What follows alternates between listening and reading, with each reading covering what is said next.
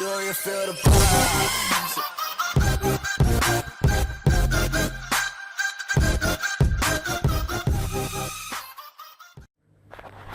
Hello everyone, this is Chinmay from Megado Clinic. Welcome back to our technical talk. I have already uploaded two videos regarding the timing marks. I'm going to show you another timing mark which is already given by the company, which is not from my end.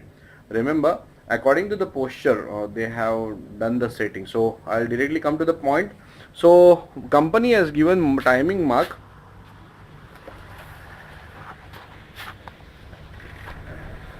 As you can see, this is the timing mark which is given for the clutch lever yoke, right? So this has to be synchronized with this line. Now the problem is what I found here is little off, so you have to adjust also according to your judgment. Now the judgment is that your left lever should have such kind of a level, should match with right lever, right? Now this is clutch side and this is brake side, so the timing mark is little, though it is little off, but you have to consider the lever level as well. So thanks for watching, have a great day.